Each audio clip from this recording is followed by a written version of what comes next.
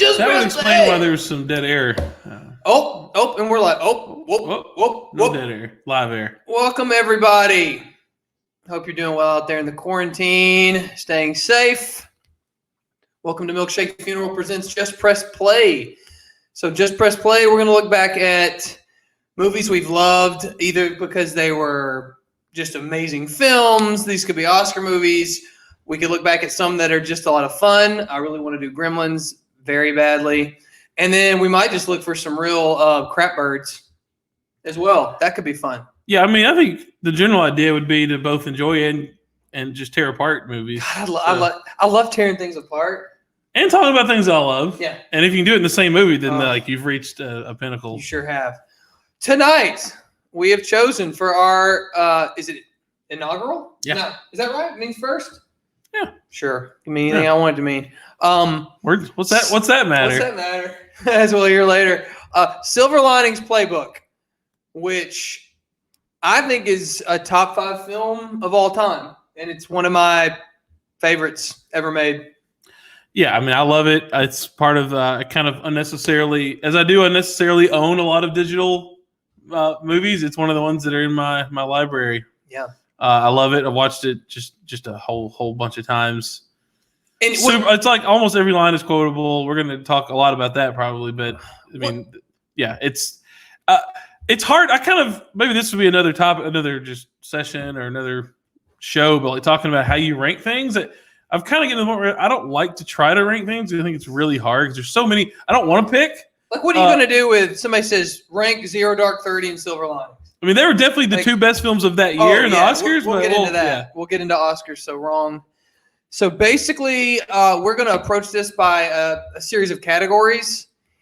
We're going to rank some things, and we will, including the Oscars, we'll take a look at how it performed.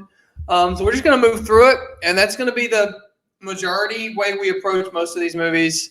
Gremlins, I don't know that we might get into the Oscars a little just to have some context, but as much as I love a movie like that, I'm not going to argue it deserved anything beyond a special effects. Wait, the movie Gremlins? Oh, yeah.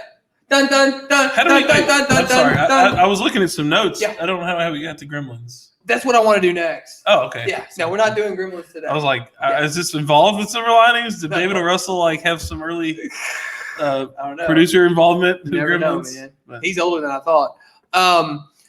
So we're gonna start with Silver Linings, and let's just jump right into it. So let's just kind of set the stage. So this debuted in November 16th, 2012.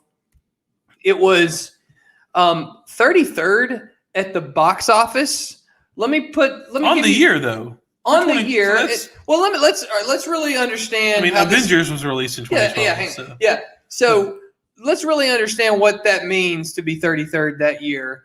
But before that, it had a $21 million budget and it made $236 million. That is an ROI that blows, or at least competes with anything. I mean, there is no movie that's going to make, except maybe Get Out, which we might. Like, you can take comic book movies and they're separate. They're a separate thing. Like, you don't really compare them. Well, they're very much a spend a lot of money to make a lot of money. And this is, I mean, even in 2012, $21 million is not a lot of money, and you're getting Jennifer Lawrence, which Hunger Games came out that spring. So she was just popular. Winter's Bone put her on the stage, and then Hunger Games. She's a megastar because Hunger Games did amazing. Bradley Cooper. I think he was kind of coming off of. I mean, Hangover, Limitless, but Hangover was like really like the year before. Like, oh shit! Like this guy's more than just the little reporter from Alias. So. Yeah, or he was in Nip Tuck. Everybody, he played basically the same character he does in Wedding Crashers. 2011 was The Hangover. And again, y'all, we're in November of 2012 when we're talking about Silver Linings. So Bradley Cooper in 2011 has Hangover 2 and Limitless. Limitless was kind of a sneaky hit. It's a really, really good movie that would go on to spawn a TV show on CBS that I'll never watch. And he does Place Beyond the Pines in March of 2012, which, have you seen that? It's with Gosling. No, I think I watched. Yeah, I think I started it and just was like, nah. That's a bit of a slog. Critically, it got some acclaim, but like I don't know. I didn't think it was as good as everybody said. Is it kind of a juice ain't worth the squeeze? Juice ain't worth the squeeze. That's an Ozark reference for you cats out there. I think it's an old saying. Yeah, I'd never heard it before. Ozark. I never heard it. That's shout outs to you, Darlene. Did you just unintentionally do Ron Burgundy? I've never heard of it. I've never heard of it until Darlene Snell on Ozark said it. And then The Words in September 2012, which was a critical and a box office absolute shit show bomb of bombs. It did not do well. What movie? The Words. The Words. I've had that in the queue, like a watch list for a while. Zoe Saldana. I never let them bring myself to just press play. Just press play, which you did with this one. So, all that said, it finished 33rd at the box office. We went to the theater and we contributed to the box office. I kind of want to say, like, this is one of those. Sometimes you have to rewatch a movie a few times, but like this one in the theater, I was like, that's an instant classic. Like that's one of the best movies I've ever seen in my life, and I'm just gonna keep rewatching it. And it was incredible the first watch. Yeah, came out thinking like, my God, that's one of I think out of the theater, I was like, that's one of the best movies I've ever seen. Yeah. So, just to talk a little bit about the box office, this was the movie. These are the movies that came out that year. And again, so when we say it finished 33rd, that's not like that's how much money it made, but we're not talking about like net. We're talking about gross, which I think it might have. But regardless, so The Avengers was number 1, Skyfall 2, Dark Knight Rises 3, Hobbit 4. Ice Age. That was the first of the Hobbits. That was the first of the second trilogy, yeah. Ice Age 5, Twilight Part 2. This is the series, the finale of Breaking Dawn Part 2. Sorry, you're right. I said Twilight 2. That is not Twilight 2. That's what that would be Twilight 4. I guess if you're. I'm not sure. Because right there was 1, 2. There's 1. I'm not even going to try to name all the ones. I have seen them all. How did she not ever puncture a hole in her bottom lip? Anyway. Amazing Spider-Man, which was the first of the what's his name? Garfield.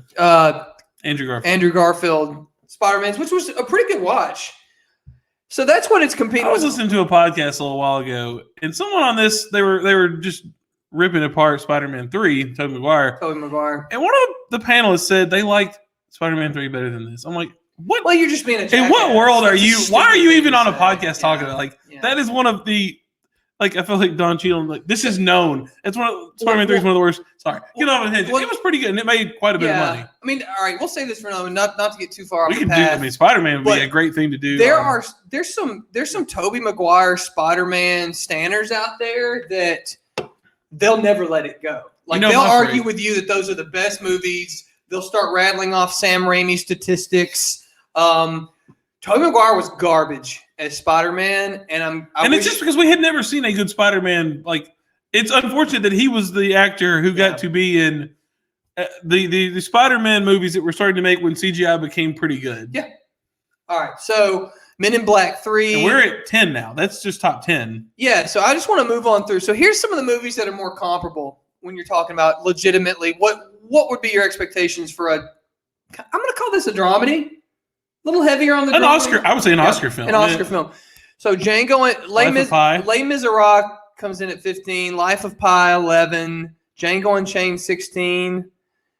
Then you're gonna go. You get some more big tent films in there. Yeah, Wrath of the Titans, Bourne Legacy. Lincoln's at 29, and then it's at 33. So I'm disappointed that Dark Shadows did better than this, but I guess Johnny Depp brings people to the yard. So you had a big generation of folks in the baby boomers that grew up on Dark Shadows, and they were. I remember Dark Shadows. Well, we went to the theater and saw that movie, man. Yeah, I mean that, but I remember the show. Maybe it was reruns, but we used to watch that at home. Yeah, it was a soap opera. I think that's how it started. God, that movie was. If we were to ever do a series that's not just Rich Play, but like. We shit on this. Like that's that will be a subset. So David O. Russell, this was he wrote and directed this movie. Just to know what kind of heater he was on. So he's going to do as a director. I won't get into the writing, but as a director, he does Three Kings in '99, which is a sneaky amazing movie. Great movie. I Heart Huckabees was all right. We 3 Kings, we stealing that gold. We 3 Kings, we stealing that gold. Yeah. So, but then here's his big run. So he does The Fighter in 2000. 2010, Silver Linings 2012, American Hustle 2013. Now, Accidental Love, I don't know anything about. Joy 2015.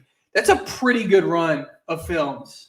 Bang, bang, bang, just like that in a row. So he's pretty much. Did he get Christian Bale both of his Oscars?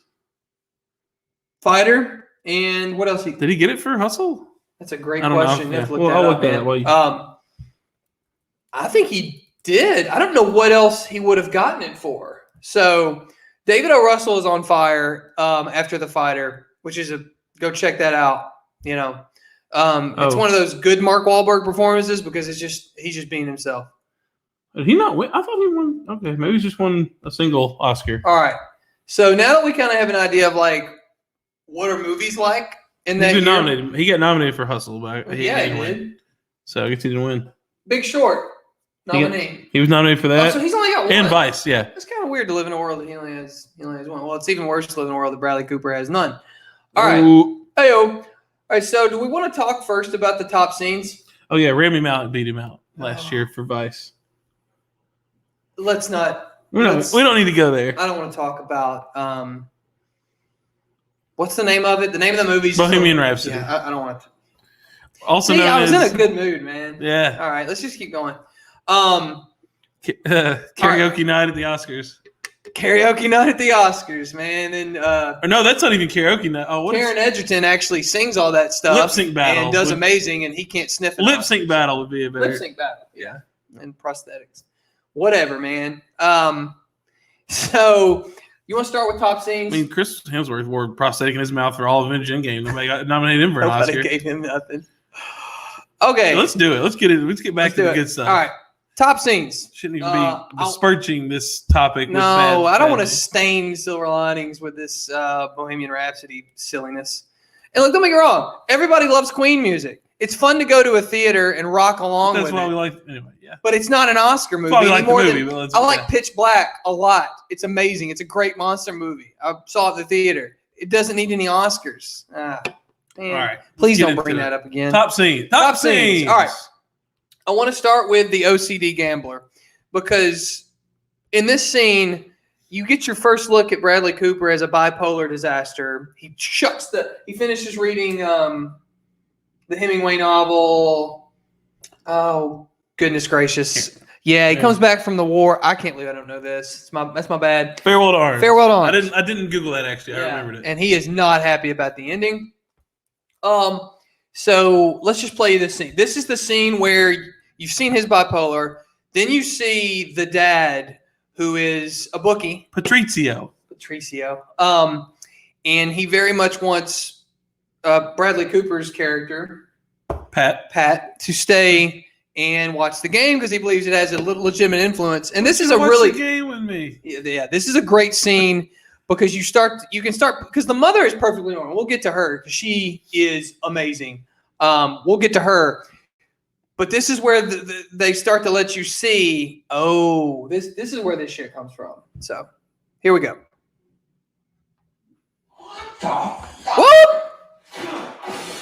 Book out the window. All right, so this is a nice transition into the next scene. Here we go. That's OCD. That's crazy. What OCD? I want my son to watch the game with me so soon. Now sit down. Come on. I want you to watch the game with me. That's superstitious. That's a small thing that I do. I make a lot of money. What's the difference? He's right about that. He is right. Sit down. Come on. Sit. I'm making Krabby snacks and homemade. It worked. It worked. You see that? You're meant to be here. You're meant to be here. Everything happens for a reason. That's why you came home. Embrace it. I'm the reason. I've already embraced it. Yeah. All right. So that's a great look at his dad's OCD. Can we just watch it right now? I would let's just live stream it. Then we'll all get sent cease and desist. So anyway, it's just a great scene. As anyone who's ever had some OCD, and since it mostly strikes the highly intelligent, I will admit I've got it. You watch something like that, and it starts to turn some wheels. So I just love that scene because right after you see Bradley Cooper, you're like, where did he get this? Immediately you get that scene. Like, oh, I see where he's getting some of this. Yeah, I guess there's some element. I mean, like he has undiagnosed bipolar Yeah. and schizophrenia. I think. Well, I can't remember exactly what the diagnosis they mention is, but yeah, I mean, I think it's really cool. That's more of a subtle thing that because people throw around the term OCD a lot. Yeah, they do. Like, oh, OCD, but there's a Oh, I difference don't like between dirty clothes sitting around. I'm so OCD. No, you're just like an organized person. Like not driving back to being the physically house. compelled, Right. Like literally stopping your tracks to go check the oven. Like I haven't used the oven in a month. I'm driving back before I get on the interstate to go to work because I think my house is going to burn down. But they don't really get into it. They're like these little things they drop, and it's not that it's not obvious because you watch, you're like, okay, but there's more to it when you're really watching. I think multiple watches, kind of comes out. Yeah. Okay. And you jump in if you have some scenes. I want to do the dinner scene next. Oh. So this is where Bradley Cooper first meets Tiffany, Jennifer Lawrence's character. He's going to dinner with her sister, and it's also his friend. So he's Veronica. Yeah. So Ronnie. really, Pat is already friends with Ronnie. And His wife Veronica. and his wife Veronica. I know Veronica still hates him. Yeah. Shows up in the Eagles jersey. So here we go. Then we'll break this down. We may get a little intro where they're trying to show off it does date this a little bit. They have iPod docs in the house, which is cool. It's cool to go back and watch the movie and see this iPod docs. I feel like I still want an iPod doc, even though I absolutely have no reason Like to an need iPhone it. doc? Yeah. It's a joke. What meds are you on? What meds are you on? Me? None.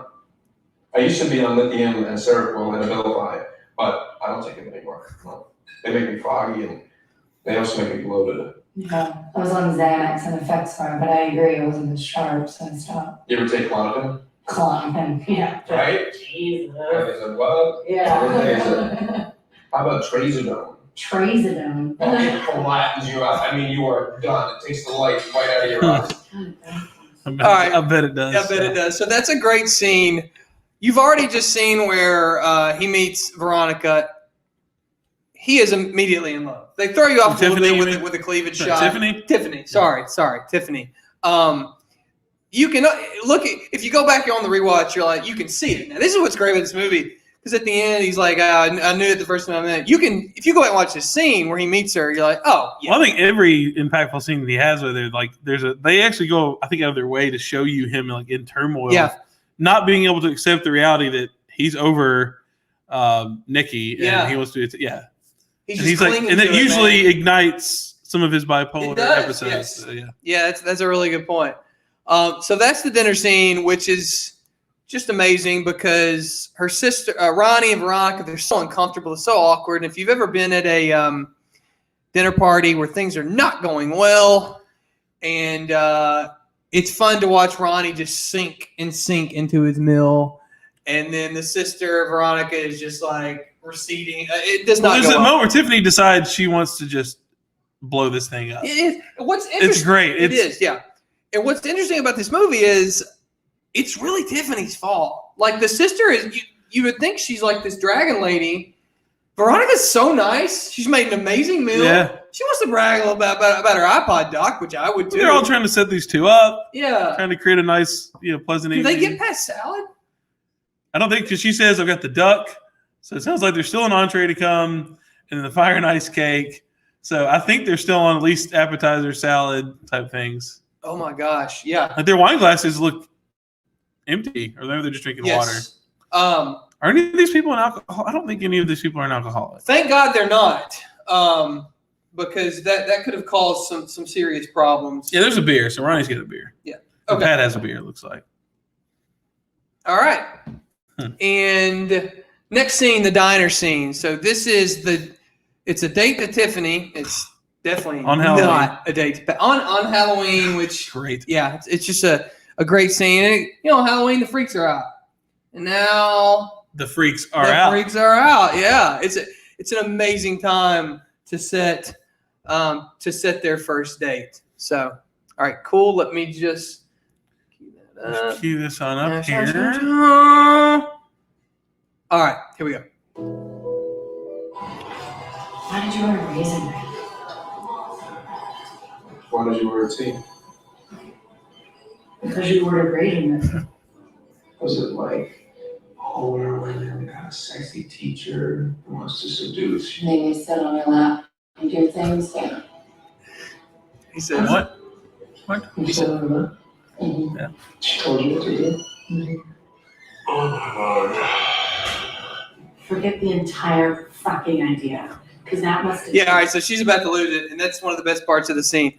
But you start to see he is immediately more comfortable with her than his well, she might as well be his ex-wife. So that's just a brilliant scene. And, so my favorite. Yeah. Quick question. I think this scene won her the Oscar for sure. Oh, wait, definitely. This is the clip they even showed Yeah. like at the Oscars. We'll play her losing it. Fucking Oh, crazy. language for the because children. I am so much crazier Yeah. than you. I'm just a crazy slut with a dead husband. Oh, man. Forget it. Shut the fuck up. Boom. Yeah. And that's an Oscar. Yeah. And that's an Oscar, and that's how she got the Oscar. And that's one of the coolest scenes in the movie. It's one of the first times you see him start to feel like he needs to be more empathetic and help somebody else out. Like he's finally out of his own head with this disease and whatever. And he's like, very much like, oh, she's got problems too. I should maybe try and help her a little bit. Yeah. So that's just an amazing scene. Great question. Can it be a date if it's Raisin Bran that gets ordered? I mean, I agree with that. Like, it can still be a date if you want to raise it. 100% agree. I 100% agree. All right. To the next scene. This scene should have gotten Robert De Niro an Oscar. Now, he gets nominated for Best Supporting Actor. Man, see, like this is This is rough. So this is one of the biggest it's robbery. Oscar robberies Yeah, ever. we're going to get into that. So this is after, I believe, Bradley Cooper, Pat, has lost his mind looking for his wedding video. And he's caused a lot of problems, right? And it's sad, and they've gotten I into don't think this fisticuffs. is It's after. later. Is it not? I think it's a little later than that. Okay. Because I think he's exhausted. It's just like when they've ended, I think the montage of dancing training, when it shows how exhausted he is because he's like late. It's like during the day. That's he's like before the asleep. wedding incident. The wedding, looking for the wedding Yeah, video. that happened right after. That happened after the dinner date when she slaps him, and he clearly is like, "Oh my god, I'm madly in love with this woman," and he like is freaking out. Got to find the wedding You video. got to find the wedding video because he wants to go back. Yeah. He don't want to let go, and then he loses it. I don't care. I don't care. Yeah. All right, so this is Robert De Niro coming in to talk to him. At this point, De Niro doesn't know about Tiffany too much. We find out later he knows a little. We find out later that the mom. They don't know they're doing a dancing thing No. yet. They just know that they're doing something. They're spending a lot of time together. What is the mom's name? We learn later that they have also kind of helped the mother, at least. Yes, Dolores. Dolores Jack, has played helped. by amazing Jackie Weaver. Have like kind of coordinated some of these Yeah, we find out later These- on that she kind of let Tiffany know when interactions. when Yeah. Pat would be running. Let him know when he was running. Yeah. But this is Patricia. so. Pat's dad is in a place of he doesn't feel like he's getting enough time with his son, and his son's exhausted from dance training and everything else. So this is the scene that absolutely should have won him an Oscar, and we'll get into Oscars so wrong as a category later. I think maybe I didn't spend enough time with you growing up. I spent too much time with your brother. It might have made you feel worse about your behavior, but I didn't know anything. I couldn't have a handle it.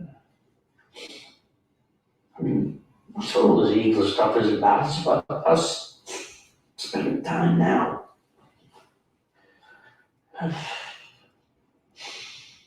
going to do everything I can to help you get back on your feet.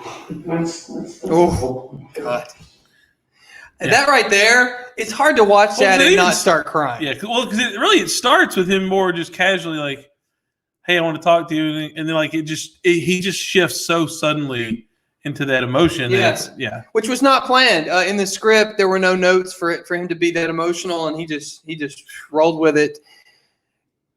Yeah, we're keeping that. He should have gotten it. It's silly that he didn't get it. So that scene is such an anchor in this film, where they do such an amazing job anchoring the relationships in this movie with serious scenes.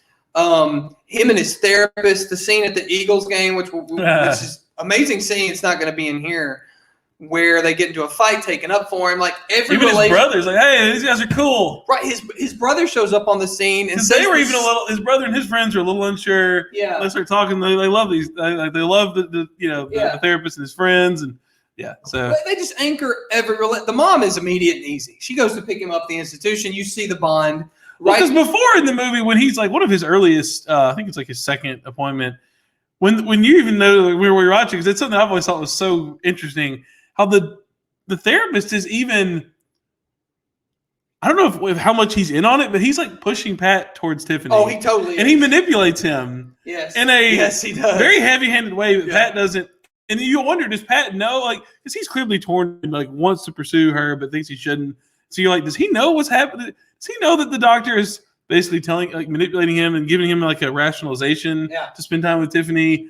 Or like, because then he's like, if you spend time with her and help her, then you'll see him like this magnanimous, caring person. And it's just, it's a pretty interesting and honest portrayal of how people can overcome mental illness when you have a team. It's what he has. He literally has like a team of folks all rooting for him and trying to help him. Shout out to Caroline Bean, who actually read the book. I did not. And he has a team trying to get him to happiness. So it's pretty cool, which Tiffany obviously doesn't have. But I would argue she's a little tougher than Pat. So, so that's a great scene. And then one of the most fun scenes in the movie. So Pat, Tiffany, they're trying to get ready for this dance competition. Chris Tucker, who had not been in a movie, I think I have it on here somewhere. Give me 1 second. It'd been over a decade since he had been in a film. And he just kind of pops up in this movie, and he's not doing any shtick. Like, he is legitimate amazing in this film. What do you think? Chris Tucker, you think Rush Hour, Friday, like not Fifth Element. Fifth Element, yeah. You don't think this, and he's phenomenal. No, it's phenomenal. All right, so this is the dance scene where Tiffany's doing an okay job trying to put together a program for them to dance, but then Chris Tucker, he's escaped here as well. Like, this is yet another instance where he is supposed to be finally out. Is he? I think he says this is the thing when he comes in, I believe, and he's like, if one of your two supervising positions loses their license, your whole adjudication is thrown out. So his character's so amazing. he has an excuse built into why he's supposed to be out every time he escapes. That's what he's doing. He's escaping. All right, let's play this. Let's play his dance coaching. Girl, you wrote about? Yeah. What? You wrote about me? I'm the girl? He wrote about you, all right. What did he say? He said you guys are helping each other out, and you're nice, and you And then YouTube said, had a mouth on you, but Whoa, okay. you were mouthy. No, please tell me more about what he said in the letter. Yeah, anything you want to know, I'll just tell you in the letter. It's nothing about it. It was just a very gentle letter. Cool. She's fine. She is my friend with an F. For friend. all right, we don't get quite the instruction there. We do get a little back and forth. He pretty much gives them the coaching that gets them to that 5. Yeah, is it a 5 or a 50. 5. 5. Yeah. All right, cool. The dance-off scene, we're not going to go through all that. And then, of course, the final scene in the film with the letter where he reads it to her. So let me just play this. That's just your fillet. All this is. That's why you're here. It's what you want. This is what you came for, and they made you earn it. And here we go. After his dad tells him, "You better go get this girl." Dear Tiffany.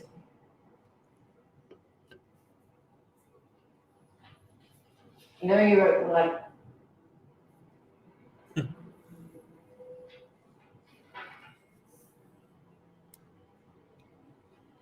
The only way you can meet my Crazy was by doing something crazy yourself. Thank you. I love you. I knew it the minute I met you. I'm sorry it took so long for me to catch up. I just got stuck. There it is. Pat. I wrote that a week ago. You wrote that a week ago? Yes, I did. You let me lie to you for a week? I love that. I was trying to be romantic. You love me? Yeah, I do.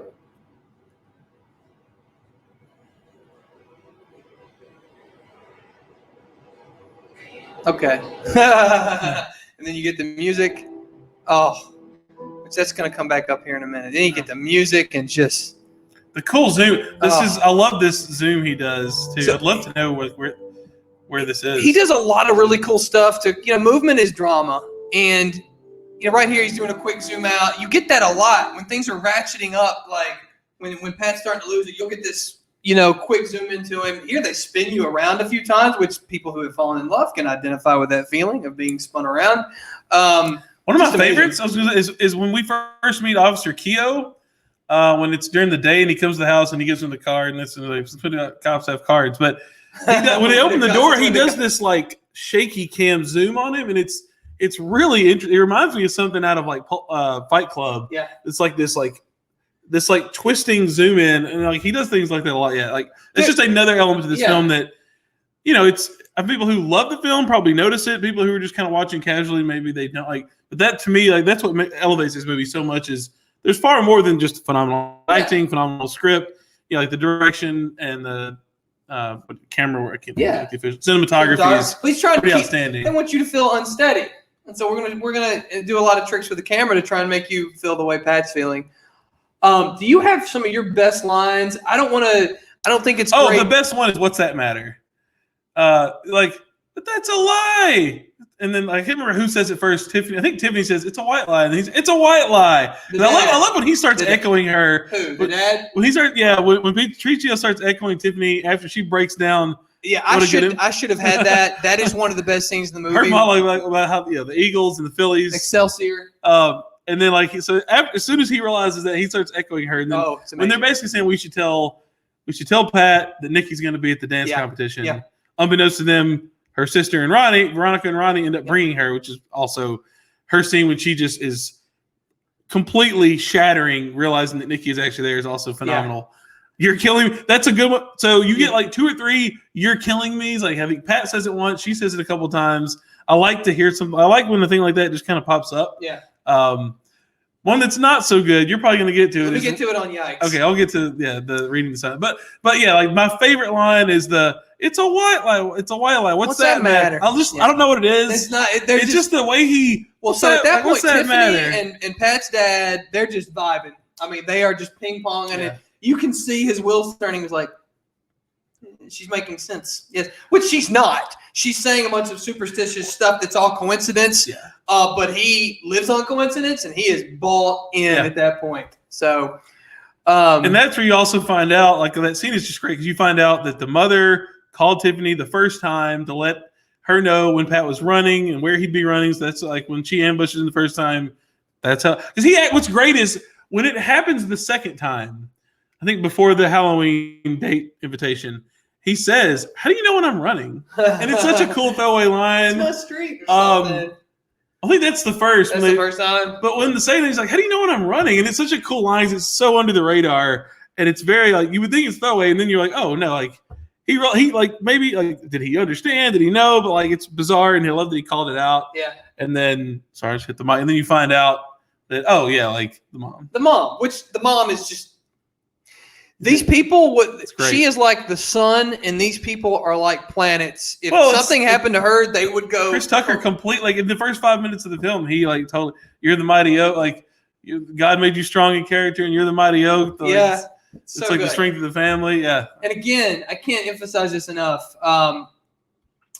Jackie Weaver's the actress, and if you've never seen Animal Kingdom, the movie, like the show is completely different in a lot of ways. The movie is almost a horror movie. It's very creepy crime horror, if you want to, maybe not like Hannibal, but she is a legit psychopath in that film. Let's just move through some. And then Krabby Snacks and Homemades. Krabby Snacks and Homemades, God.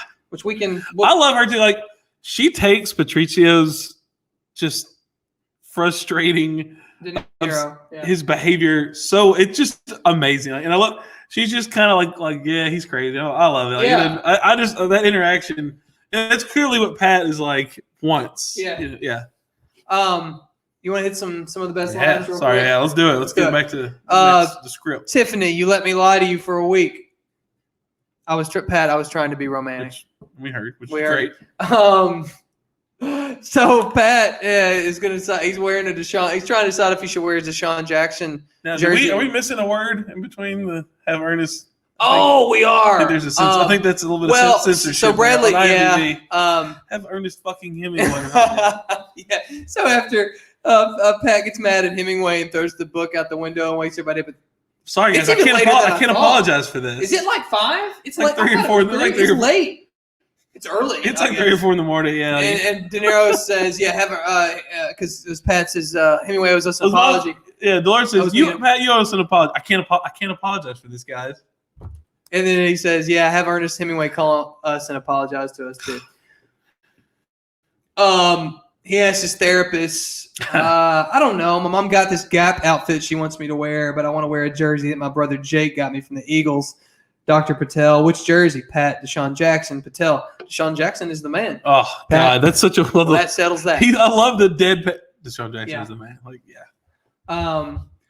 Okay. Then I love when he shows. Sorry, he shows up. Oh man, I'm totally blanking on Veronica. Oh, what's her name? Oh, Save the Last Dance. Yeah, Jason Bourne. Hang on. Go. We'll come back. I'm going to correct myself because I feel bad that I can't remember. She could be an Emily her or name. a Maddie. Everybody's Emily or Maddie. But no, when Ronnie, because he's very embarrassed about the jersey, and Ronnie's like, "Look, Deshaun Jackson is in the house." Deshaun Jackson, Rookie of the Year, which I think I don't know if we're going to talk about timeline, but I feel like that helps to anchor us a little bit. It helps. There's a lot of goofs in this film, but that doesn't mean that it's that year. It would at least be the year after. Yeah. But I love. He's like, "Isn't it awesome?" He's like, "Not for dinner." His wife, Veronica. Yeah. She is so cool though. Like she's not what I expected. Okay. I love this exchange with his therapist because you finally understand how massively dysfunctional his marriage was, and you. I'm sorry, Julia Stiles. I can't. Sorry to interrupt you. I had to get that. Break it down. That's what that is. Pat, speaking to his therapist about his wife.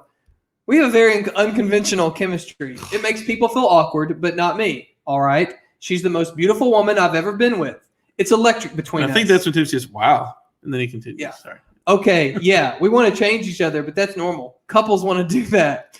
I want her to stop dressing like she dresses. I want her to stop acting so superior to me. Okay. And she wanted me to lose weight and stop my mood swings, both of which I've done. I mean, people fight. Couples fight. This is the best. We would fight. We wouldn't talk for a couple weeks. That's normal.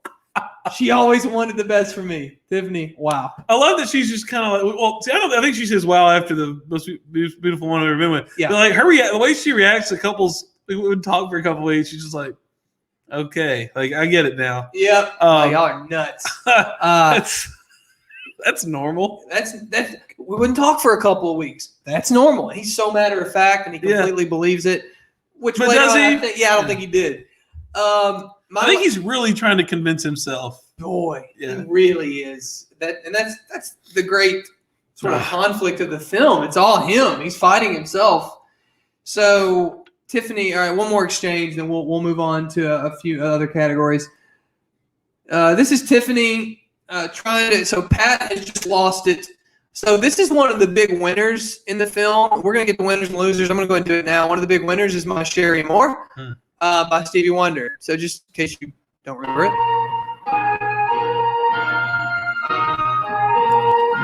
Are you seriously playing that song?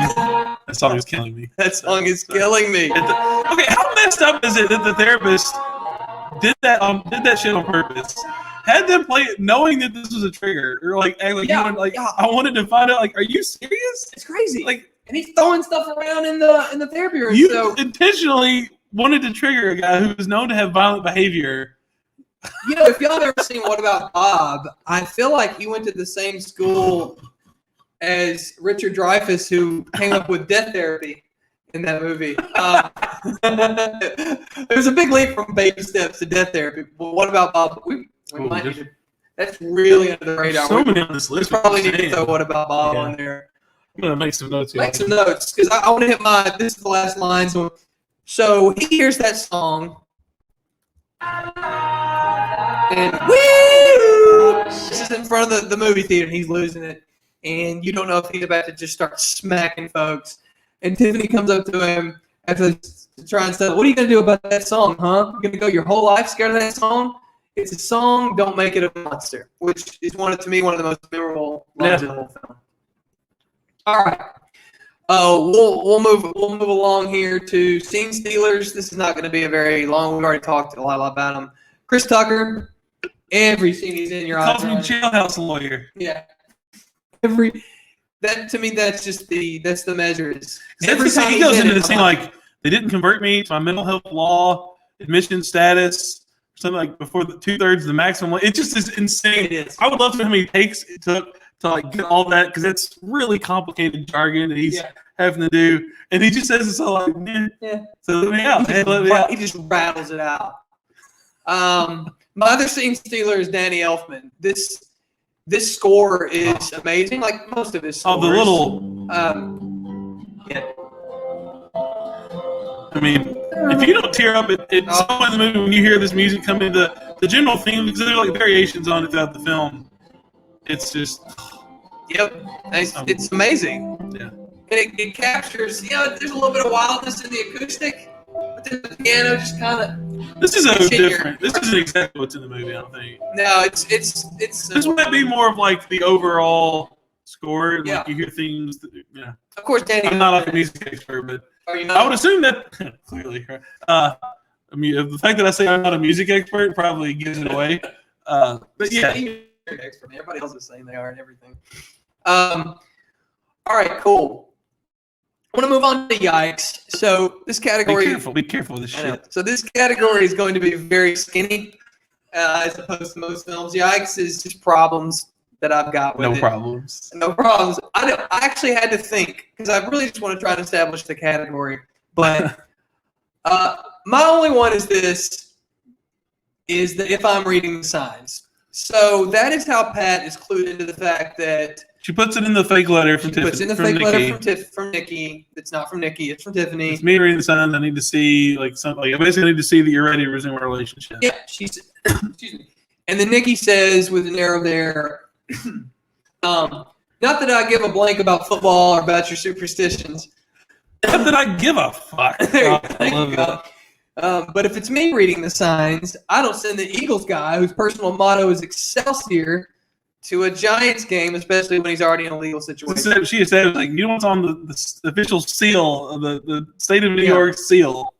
And it is. So she says it right there in a very natural way. But that is kind of a reading the signs kind of thing. Yeah, so he remembers. But what's weird is he doesn't really notice that time she says it. Remember, he's already read the letter. He's read that. There was a lot going on. There was. But then he storms out and she says something about. Right. If it's me reading the signs, you're not a stand-up guy right now. Yeah, he stormed out. It felt really forced. Like, that's a weird. Well, they needed her to say it again. Whoopsie. It's very much a pitch meeting kind of thing. Why would she say it right there? Yes, because that's my only. That works. But that's my only criticism of this entire film. She should not have said that there once. That's just a tiny little note to react on the first one. That's it. That's the only criticism I have of this entire film, and that's really, really nitpicky. So, we ready for winners and losers? This is my favorite category. I want winners. I want winners. That sounds like we do need that. That was I don't have any sounds. The linebacker from the Bears who went on to become the 49ers head coach. One of the greatest linebackers of all time. Singletary? Thank you, Mike Singletary. I want winners.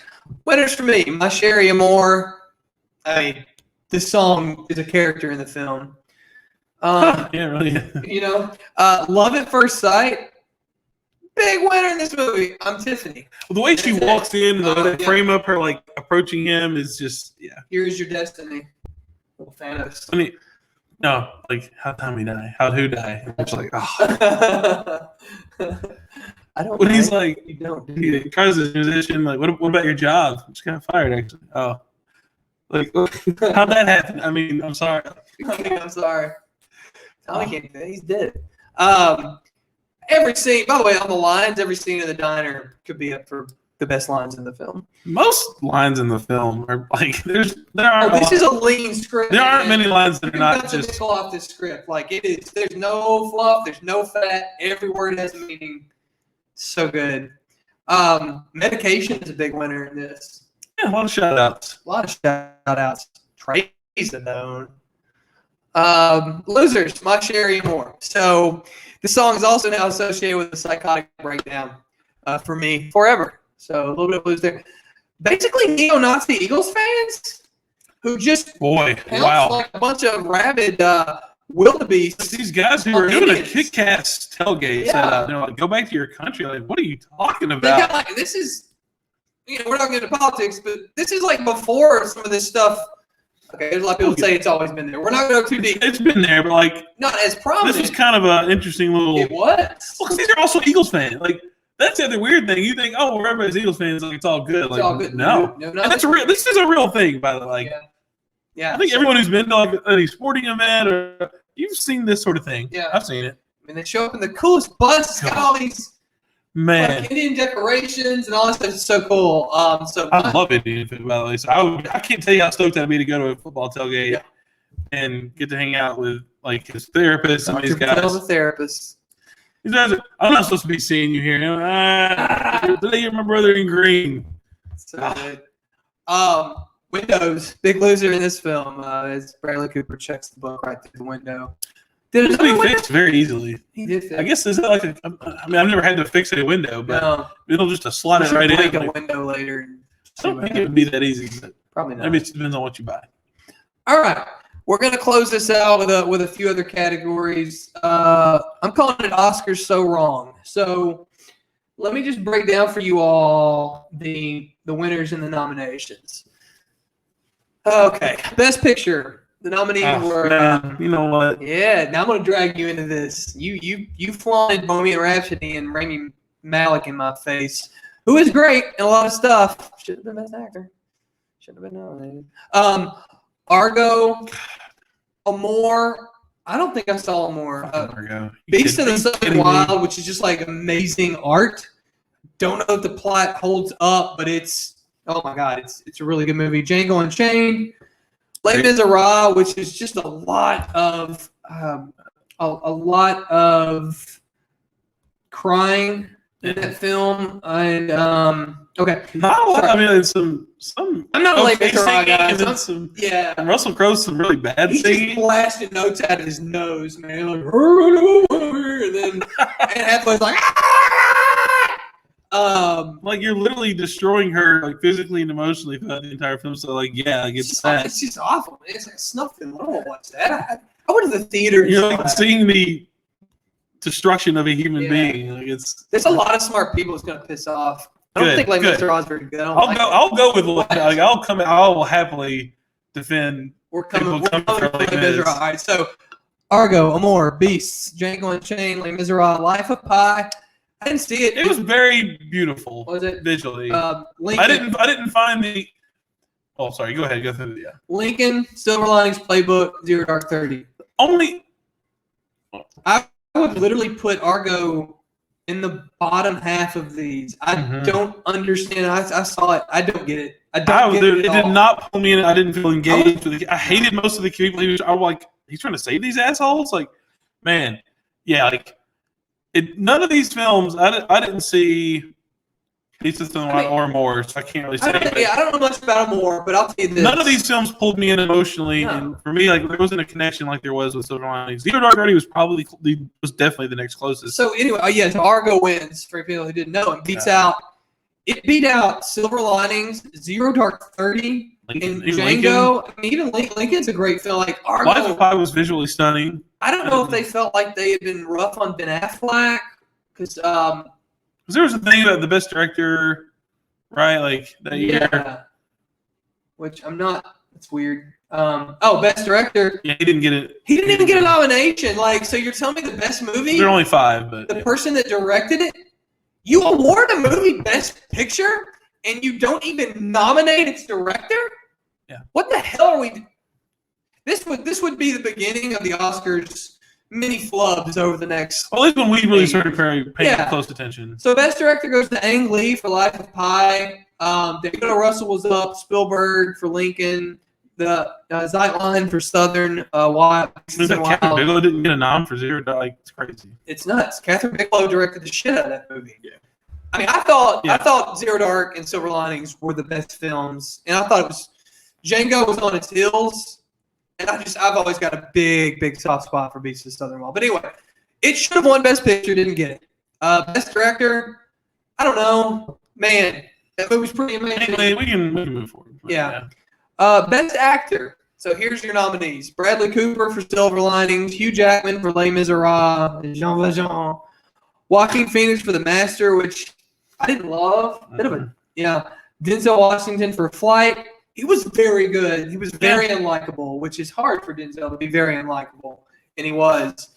And Daniel Day-Lewis is Lincoln. So kind of felt like they were probably going to give it to Daniel Day-Lewis just because I don't think he deserved it. No. It's definitely not his best. No, it's definitely He was great, but it's like, give me Phantom Thread, Daniel Day-Lewis. Like that I can get with. Bradley Cooper, this was his Oscar. He should have had it. So again, I just thought the Oscars were pretty brutal this year. I love Day-Lewis, but it seems like they're wanting to make Bradley Cooper just wait a decade or something, because he should. He didn't get nominated for Stars Born. I don't think he even got nominated. American Sniper, he was amazing. I have issues with it's a great movie. I enjoyed it. I have some issues with some other things about the movie, but like he could have gotten an Oscar for that. Okay. Anyway, finally, one of them that it won, Best Actress, Jennifer Lawrence, and she beat out Jessica Chastain for Zero Dark. Emanuela Riva for Amor. Wikipedia's messing with me. I'm sorry. Miss Wales for Beasts of the Southern Wild. Wallace. Very, very young. I think she was like one of the youngest ever nominated. She was really great. And Naomi Watts for The Impossible, which is a movie you love. quite like. She was good, but not like memorable good. Like she's always pretty good. I didn't think she put a stamp on the film. And she was in it a lot. I mean, I feel like I would like to know more about the filming of it because it looked pretty brutal from a filming perspective. Like they probably had some pretty You will rough get shoots. wet on this ride. Tom Holland, for instance, he was as a young kid, very, very good. Like there's a reason he has become very popular because he popped big time in the film as a kid. She was really good though. I don't know. I have to go through Well, this should have been a two-way race. I mean, but like I'd have to go through the rest of the films that year to see if maybe someone else deserved it of a nom. But, So I mean, as soon as the movie was over, like Jennifer Lawrence, and I was like, she's winning because of the diner scene. I'm like, as soon as I saw it, it's done. That's hers. So yeah, easy. Best Supporting Actor, Christopher Waltz wins for Django Unchained, and they talked a little bit about this on The Ringer. Hang on, let me double back. He beat out Alan Arkin for Argo. Arkin's a really good actor, but I don't even remember it. De Niro. It'd be hard to beat his performance in The Aviator, right? Like, is that the same Alan Arkin? oh, never mind. I think that's a different. Oh, Alan Alda, sorry. Yeah. Whoops. Yeah, Philip Seymour Hoffman in The Master, which I don't normally am going to argue against anything he did. Tommy Lee Jones and Lincoln and Static that was the Alan Arkin run of like Little Miss Sunshine and like. He's great, but he's just Alan Arkin. Christopher Waltz. You look back on this, he's the same dude in every movie, and he's lucky he got his Oscar early because I think he's been kind of figured out as like. He's just the kind of neurotic. I say things with a very particular speech pattern. He was probably better in Glorious Bastards. Oh, he was. So yeah. Did he not win for Glorious Bastards? I don't know. But yeah, anyway, he shouldn't have won for Django. I mean, he was really good. He's fine. The movie was really good, but like not. De Niro should have had this. I don't. Tommy Lee Jones was actually pretty phenomenal in Lincoln. Yeah. I would say he's my number 2 on that list, but yeah. De Niro gets robbed. Best Supporting Actor. That's tough. I mean, Jackie Weaver for Silver Linings. Well, everything that irritates me. She was nominated. Helen Hunt for The Sessions. I didn't see it. That's one of those movies, as Bill Simmons says, you should just lie and say you saw it. And then, it was great. Sally Field was amazing in Lincoln. Amy Adams in The Master. There's nothing memorable about The Master for me. Like it was just, I was so ready for it to be over from the moment it started. So, yeah, I don't know. Set adjustment. And so Anne Hathaway wins for Les Miserables, and she's just bawling her eyes out and getting her hair cut, and it's just a garbage Oscar. It's just an absolute garbage Oscar. And I mean, to me, like she probably, if you like some of her, I feel like I could name off a few other roles she's done that she absolutely deserves. I can do one sneaky. Brokeback Mountain. Oh, I think she got nominated. She was excellent. Interstellar. She's Oh man, maybe the best part of that Yeah. movie. Yeah. So she's a great actress, Wow, but yeah. but Les Mis is just. Can we just stop? Can But we just it's a stop musical. with Les I mean, like, Mis? the musical. We have to do like an entire just discussing the Oscars because like musical, you're gonna get some stuff from musical. Why is Moulin Rouge not winning every Oscar? Oh, we don't know. Add that to the I list. mean, Best original screenplay: Django Unchained for Quentin Tarantino won it for Django. Pretty hard to argue with that. Amore, Flight, Moonrise Kingdom, and Zero Dark 30. Cool. Sorry, this was an adapted screenplay. Obviously, it's based on a book. So, Argo beats Beast of the Southern Best Adapted Screenplay. Argo beats Beasts, Life of Pi, Lincoln, and Silver Linings Playbook. I will never understand, and we need to do some internet research maybe and come back. I will never understand the Academy's obsession with Argo. I'll never get it. I don't understand it. I didn't like the movie. I'll never rewatch it. they do like period pieces. They do. I don't. Anyway, we'll just move on. I mean, if people that are mad about Parasite getting an Oscar, that was a pretty damn good movie. Yeah, It was way better than Argo. So it was fun. I enjoyed watching it. So we'll have to get into it. We need to do an Oscar rehash now that we have all this free time. All right, that's out. That's the last category for Oscars So Wrong. Thanks for staying with us. So let's do multiverse. we're stretching out a bit. Yeah, We are. We're about to break an hour, so we're gonna Let's power. get it. We're gonna power through this multiverse. These are who could have played other parts. When you found these, this is probably the thing I found the most interesting. These, I was bad. I thought actually, since you kind of this category is called multiverse, I thought you were like making it out. Like, Oh, no. what wouldn't this be interesting if? Yeah. But no, this is real. This is real. We're gonna speed through this, folks. Promise. Or you know what? I'm gonna sit here as long as I want because we're in the middle of a quarantine. What else are you gonna do? What you're not gonna watch sports? Maybe you could play a video game. I don't know. Order some more delivery. Other stuff on YouTube. YouTube rabbit hole. You just sit there. Okay? Be glad for the free content. Stop complaining. Anne Hathaway, this is a great segue, was originally cast opposite Bradley Cooper but dropped out to scheduling conflict. Like she was going to when you say like schedule, like she was going to be Yeah. Tiffany. Like it's I could roll with that. I could see. I just can't. I mean, it's hard to imagine how different it would be, Yeah. but she's really good. So yeah, It's like, hard to imagine anybody now other than Jennifer Lawrence. Well, we'll get to that because I actually okay. this is one of the cases where one of these names on the list I You absolutely could imagine. Mark Yeah. Wahlberg was cast in the lead role, but David O. Russell decided to go with Cooper, even though Wahlberg had just been in The Fighter. Thank God. It's a brilliant choice. Like, I like Wahlberg. He is great in the exact right thing. He's not an actor, y'all. He's just not.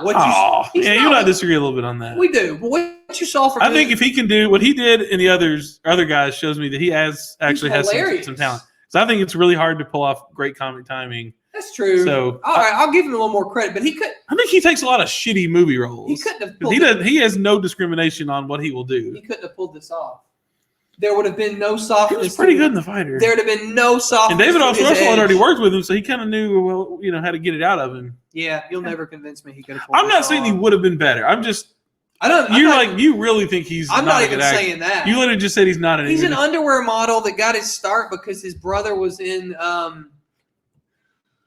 New Kids on the Block. New Kids on the Block. Jesus, thank you. Look, I love him in other. I think he's hilarious. He does not have the range to pull off a role like. No, that. I don't think he's on Bradley Cooper's level. Yeah. He's great in The Departed. Find the right role for him. Let him roll with it. Really, the other guys is just a less tormented version of his guy in The Departed. It's almost it's in the same universe. Yeah, I'm coming hard Let's for him. do it. Yeah. Rachel McAdams, Olivia Wilde, Elizabeth Banks. These are just some roles that were considered for Tiffany. Rachel McAdams, Olivia Wilde. No. Banks. No. Lively. After The Town, maybe. Maybe. Rooney Mara. No. Can we stop with her? Kirsten Dunst. I feel like she's kind of done at this point. I think she's a little How far away are we from Elizabethtown at this point? Like, is she in that? Rachel McAdams. I think she's too chuckly. I think she's a little too cute. I don't mean like physically. And I'm trying to think about like the performances I've seen of her. I mean, Spotlight. Honestly, her best acting performance to me, and this is hilarious, is True Detective season 2. I was trying to True Detective, but yeah, I just don't. That's what I'd have. That would be my comp for Tiffany. I'd have to go look at her again. Maybe she's a in that. maybe. She's a maybe. So Andrea Riseborough is the one I think absolutely. Y'all don't know really who she cool is. take on this. If you've ever seen Oblivion, she was in the Waco miniseries on Paramount. She was in Birdman. Oh, she was his. Yeah. Let y'all have a look at who she is, just so you know. We'll do a quick screen share here. Sorry, y'all. This is kind of unplanned, but I think it helps if you can actually see who we're talking about. That's her right there. She's also in Amazon 000, which I have kind of had a real mixed reaction to. Maybe we'll get to it at some point. She's amazing in that as well. Yeah, I don't know. Maybe she could have done it. Okay. Yeah. Yeah, it's interesting. I mean, I think. Yeah, I just think that's a really interesting one. From what I've seen of her, I find that to be the one I would be most curious about. Yeah, me too. In like a multiverse It's scenario. So yeah. David O. Russell mentioned in an interview. This is wild. He originally had say her Zooey name. Deschanel. Thank you, Zooey Deschanel. Or Deschanel. It's always Zoe. I don't care actually. So It's always going to be Zoe to me, and I can't help it. And Vince Vaughn. Now that maybe. Yeah, I go see that movie. Yeah, I think you'd have to play a lot more comedy You with would. those two. Zoe's a little too low key for Tiffany. She has some cool eccentricities in The Happening. I actually really like her character and performance in that. And Yes Man. Yeah. So maybe it would be. I think you'd have to just go for a different tone. All right, we're gonna close this out with some super quick trivia. That's not really that interesting. I don't actually even agree. So the one with I'll that. throw in is there something if you really it takes watching this movie probably a lot to like the empty Hellman's mayonnaise jar. Makes an appearance in the background in a lot of scenes. And it may even be a call to the book. I don't know. Haven't read it. But it seems like maybe he drinks water out of it because he runs a lot. Yeah. He wears the bag, so he's sweating a lot, so he needs to hydrate. So I think there's something about him with hydration. And then I think there's a thing with him he uses the little ketchup paper cups to drink out. He does shots of water, I guess, because they're always a stack of them with the Hellman's jar. I just think that's a really funny thing they never mention, but it's in the background of quite a few shots. Yeah. So fun. Something to look for. Honestly, the only other thing I got is the Krabby Snacks and Homemades. I needed to know what they are. According to an interview, a Krabby Snack is, this is the author of the book, canned crab meat and processed cheese cooked together and spread onto English muffins.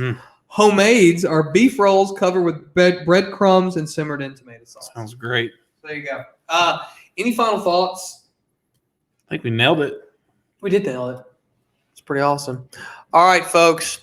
Thanks for watching. Not sure Who what will give us a like. We shout outs there. We got Caroline Bean with a shout out. Courtney All Day Tips with a shout out. There's a third like on there. There is a third like, but somebody. Oh, Titans Idiot. Hi, Titans Idiot. And SOPHEAP space. Sophie Neb, maybe? I don't know. Thanks. Apologies for not being able to Thank you. pronounce your name. Whoever you are. Like. All right, everybody. I'm not sure what we'll do next. Really feeling this Gremlins thing. We'll just see if we can find it streaming though. Money's tight. I like this category. I like this. What we're doing here. All right. Like as a divergence from Dirty Pop. Yeah. Material. We've got some fun sports stuff coming up. We're going to do a look back at the top 100 recruits. We're going to start in the year 2000 and high school football recruits and see how that panned out. All right. Later, y'all. Peace.